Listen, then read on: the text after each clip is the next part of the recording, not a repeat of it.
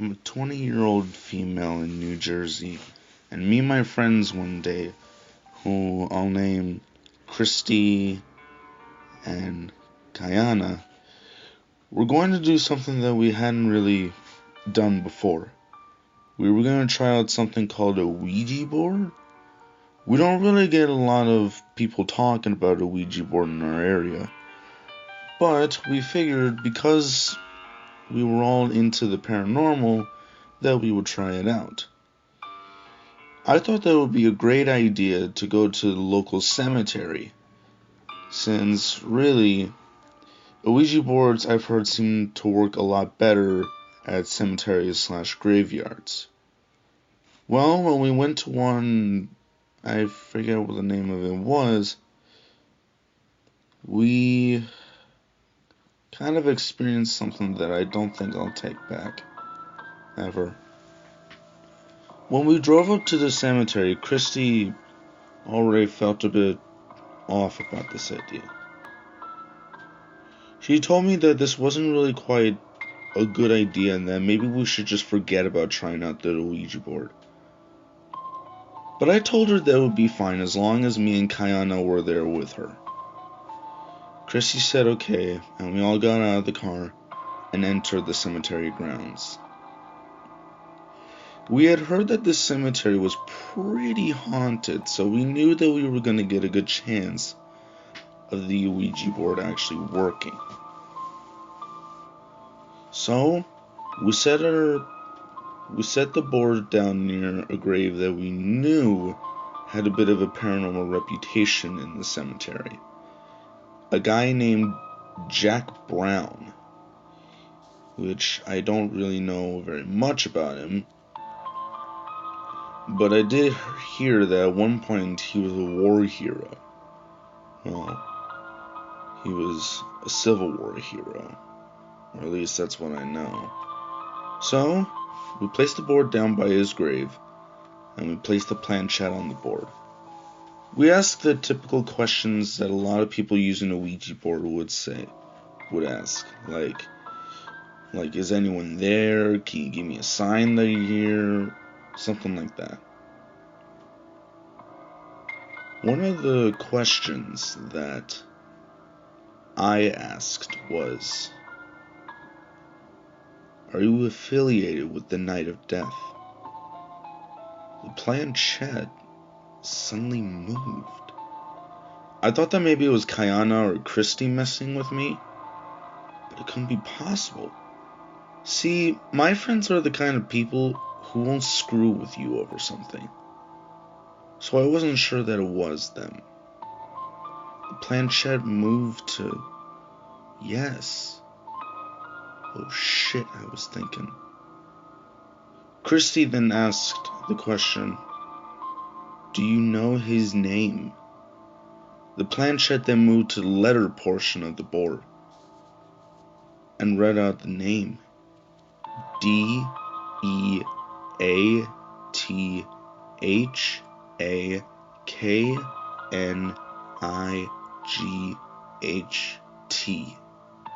Deathanite. Kayana didn't like this. She then told us that we should probably pack up, say goodbye, and leave. That she didn't like to be affiliating with the Demon Knight. We had all heard about Death Knight by now, and all the other metademons, and we were told that we should probably be a bit more careful, and this was one of those times. Kayana didn't ask a question, mainly because she didn't want to be in on this anymore. I was actually starting to have second thoughts about this as well, but I wanted to keep going with the session, so I asked the board, is the Demon Knight here with us now? The planchette moved to the letter portion, and it started spelling out, over by the cross. I looked over by where one of the big crosses was, and thought I saw a shadowy outline of something. It also had red eyes. It had to have been him. Suddenly, whoever it was started walking over to us. I didn't want to be around much more. I told the board goodbye, and me, Christy, and Kayana got up and ran. But as we were heading back to the entrance to the cemetery, I thought I heard running behind us, like running footsteps, fast and becoming faster with each coming moment. Suddenly, Kayana screamed behind me, and I turned around and the figure had gotten her. I ran back over to the figure and punched him straight in the face, causing him to not only get off of Kayana, but go flying in the air and smack against the big cross. He looked up at us, but he then disappeared. I had enough of that shit. We all got in the car, and we went back to my house. I didn't get a wink of sleep that night. It just goes to show that it's better not to use a Ouija board. You don't know what you're going to get yourself into if you use one.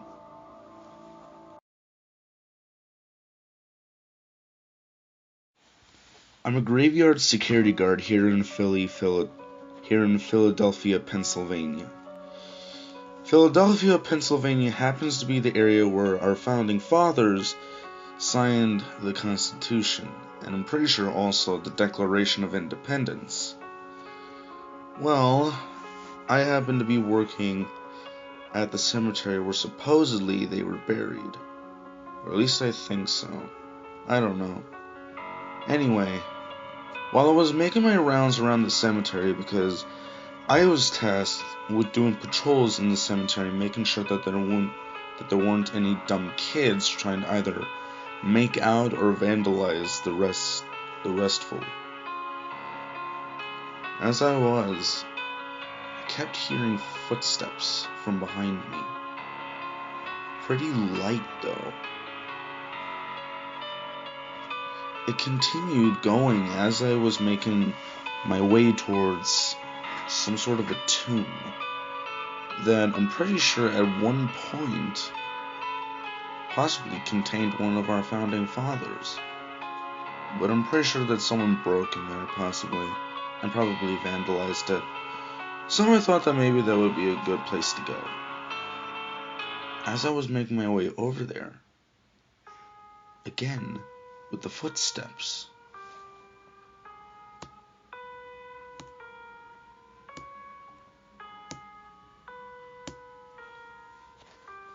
I couldn't explain the footsteps. I could hear them, but for some reason they sounded so light. It was almost impossible. When I turned it around, I gotta be honest, I froze a little bit. I saw the most nightmarish image I could possibly ever see. I saw what looked like some shadow, except it was a living shadow though. It had white eyes. I froze there for God knows how long, until suddenly it dashed towards me and it smacked me against one of the walls of the tomb, since somehow I had managed to be quite near it. I looked straight into its eyes, and I guess I must have seen the fear in mine, because suddenly it let me go. It pointed its finger at me, and in a ghostly voice told me that it would return, but it would not let me go that time, and suddenly faded away. I had enough of that. I told my manager that I quit the very next day, that I didn't want to have to deal with more of that. I didn't want to have to disturb the resting again. I never worked at that cemetery again. I now work in a local supermarket, and I haven't had anything happen to me since. But I still wonder, what would have happened to me had I gone into that tomb? I don't think I ever want to find out for myself.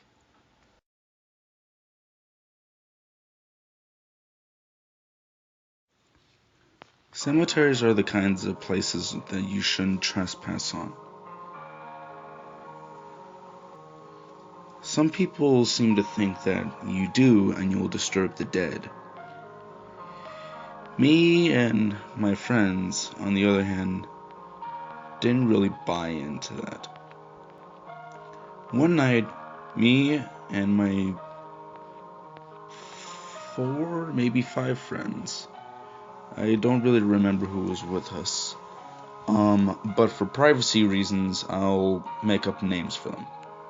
There was John, Kyle, Allie, Melissa, and I'm pretty sure Callie's boyfriend, Mike, if I recall correctly. Again, I don't really remember who was with us.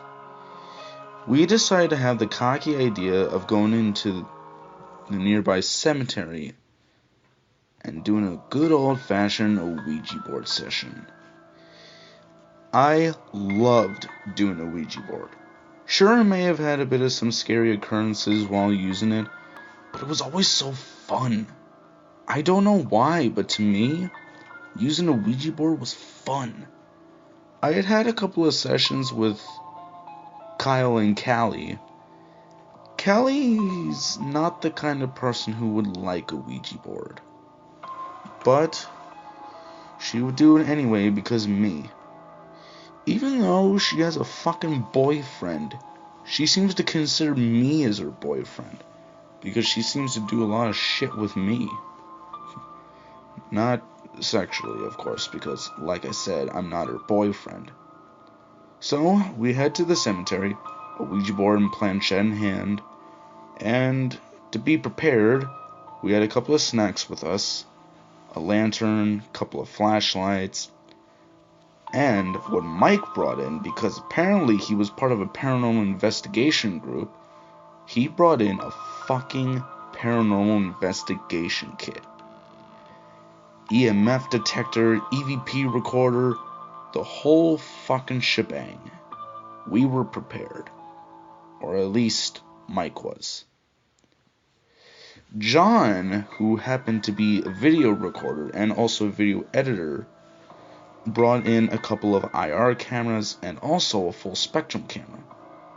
This was pretty much going to be a ghost investigation / a Ouija board session. Of course, one of the cameras would be on us.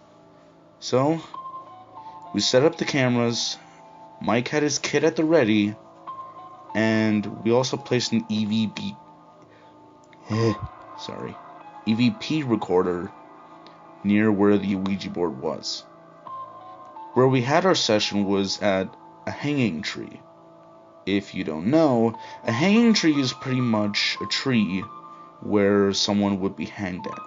I mean, for fuck's sake, it's right in the name. Anyway, about 10 minutes into our session, Mike, who was at base camp, suddenly radioed in because he also had the idea of having walkies with us.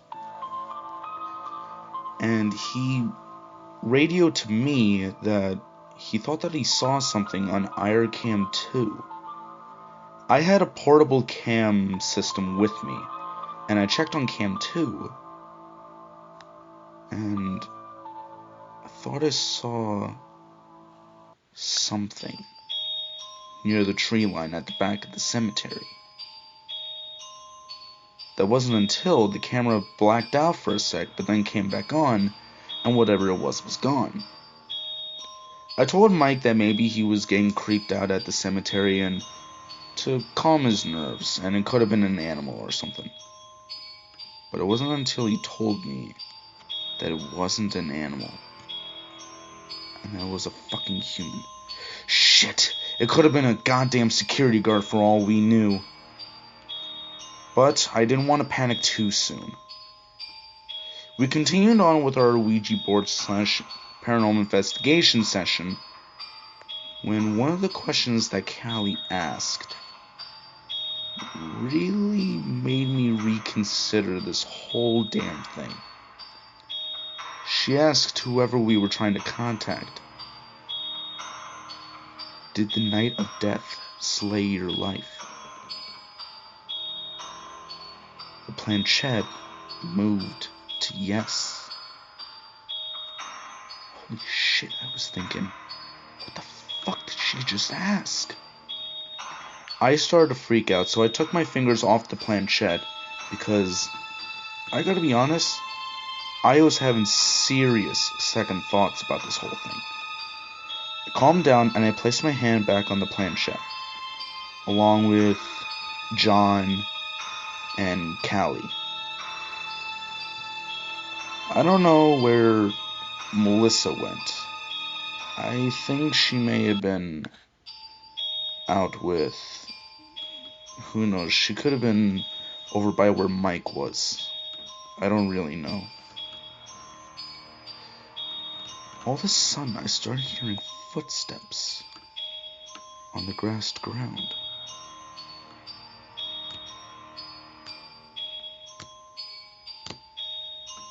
They were heading closer to us. I kept looking around to see if someone was there, but there was no one in sight. John asked another question kind of related to Callie's question. Is he here with us? The planchette moved again to yes. John then asked, do you know his name? The planchette moved to the letter portion of the board and said the name. DeathaKnight.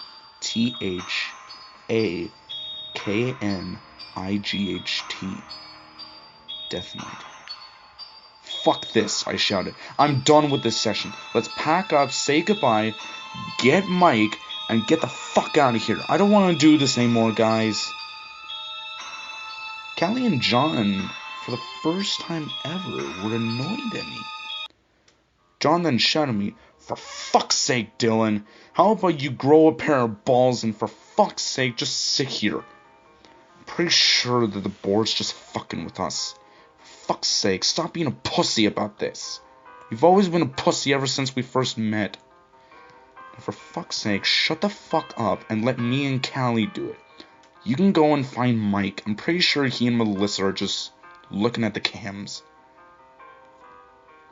That, I think, was the first time John had ever shouted at me. I said fine and stomped off. As I was walking to where Mike and Melissa possibly were, I got the feeling I was being watched, and I was hearing footsteps and scratching on graves.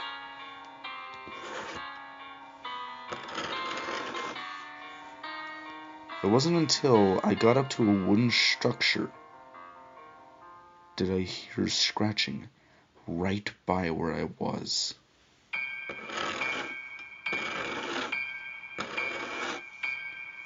And then a dark voice said, I know you're here. Come out, wherever you are. Fuck! My hair stood up straight up. I ran back to John and Callie and told them that we need to fucking go and that I didn't like this. John smacked me on the face and told me to pussy up until he looked behind me and saw red eyes and a cloaked figure. John then shouted to me and Callie to fucking run and head back to Mike and Melissa. As we were doing that, we heard footsteps running behind us, but not just one set. We heard multiple, like 2 or 3. I then looked behind us, and there wasn't just a red pair of eyes. There was also an orange and a purple, and I think I even saw a pair of white between the orange and the red. We were being fucking followed. We ran faster, got Mike and Melissa, and headed the fuck out of there, not even caring about the Ouija board, the planchette, and any of the equipment. Mike did grab his investigation equipment. Ever since then, we never headed back there. And I'm not sure that I ever want to. John quit from being a video editor and decided to do what he normally would and work at a bar. Mike every once in a while would head back to that cemetery and figure out what the fuck happened. He never could. You want to know something? I went back with Callie and Mike. Back to where we had that planchette and a Ouija board. You want to know something? Not only did the Ouija board break in half, but the planchette's glass piece was smashed. I mean, it was literally smashed. That's supposed to be tough fucking glass. There's no way that it could break like that. The cameras were also still there, so we packed those up. Mike wanted to do a quick sweeping session, and right where the hanging tree was, he had a hit and a word. No, not a word, a sentence on a digital audio recorder. I'll be near.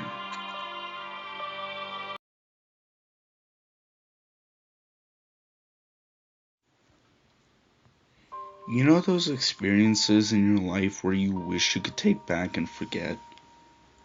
I had one of those at my town's cemetery. I don't think I will ever forget this, and I'm not sure that my girlfriend will either, nor my friend that was with us. So me, my girlfriend Rihanna, and my friend, who I'll name, I'll just name Ben. Me, Rihanna, and Ben wanted to do something a bit ballsy. Head into the local cemetery. Me and Ben had done this before, but it wasn't when Rihanna was with us. Rihanna thought that it was a bad idea that either we would get caught by security or be disturbing the restless. I told Rihanna that she needed to book up a bit and at least come into the cemetery with us. We didn't really know what we were planning on doing, but Ben, who happened to be a paranormal investigator in our town, which, if you're wondering where we live somewhere in Arkansas. Yeah, Arkansas. Ben, who was a paranormal investigator, had his kit at the ready. We were planning on doing a ghost hunt. Well, a ghost investigation, I guess you could say. So, I took the thermal camera, the EMF detector, and I also had an audio recorder with me. Ben, who was the tech of us, took a full spectrum camera and strapped it to his shoulder and had a panel stuck to his tummy so he could look down every once in a while and see what he was seeing, which I thought that a thermal camera would have been better.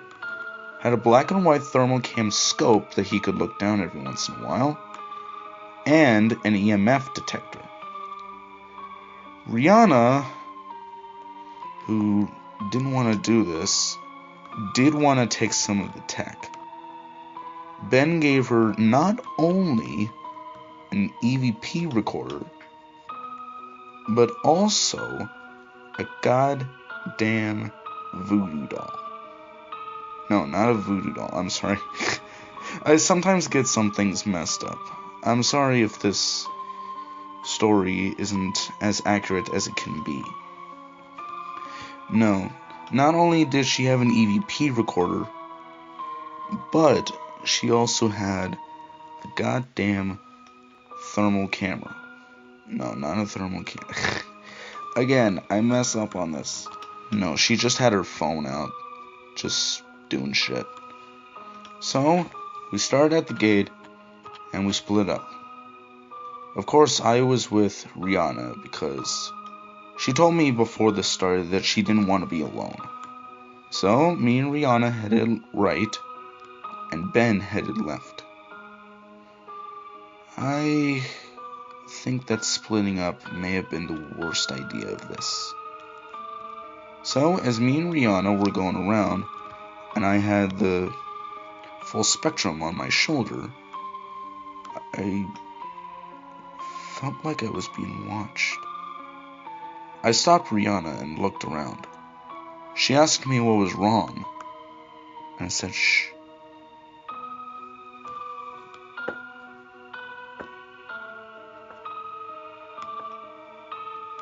I heard what sounded like knocking in the goddamn distance. But from what?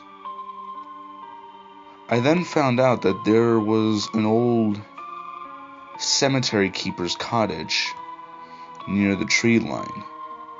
A cemetery keeper, if you don't know, is basically a person who hangs at the cemetery and keeps an eye on it. But ever since the old cemetery keeper died back in 2010, I think, that place has been abandoned. But the knocks were definitely coming from there. I also thought that would be a good place for an EVP session, so I told Rihanna that we should go to the cemetery keeper's house. About a yard away, Rihanna then stopped me. And then she told me, "What is that in the window?" I looked up at the window, but saw nothing. She then said, "There it is, again. It looks like a pair of eyes." I looked up at the window, and just for a second, I saw what looked like an orange pair of eyes. I looked at Rihanna, thinking maybe she was crazy, but I did see something. She then said for a third time, "There they are, right there, again." I looked up and I definitely saw the eyes, but not only eyes, a silhouette of a figure. The figure then turned away from the window and disappeared. We ran up to the cemetery keeper's door and shoved it open. No one. "What the fuck?" I said. "Rihanna, are you sure you saw something in here?" She said yes, and that it couldn't have been possible for someone to get out of there so quickly. I said, "I know." I hadn't thought about Ben in a while, so I radioed Ben, but no response. So, we did a quick EVP session, got out of the cemetery keeper's house, and ran over to where we last saw Ben. He was there, but he looked so pale and shaken. I asked Ben what the fuck happened, and what he said scared me shitless. These next few lines are told by Ben. He was with me while I was writing this story. "I was doing my check around the graveyard when I felt like having the feeling of someone watching me. I kept looking around to see who it was, but couldn't see a damn thing, not except for trees and graves. Then I heard footsteps on the ground.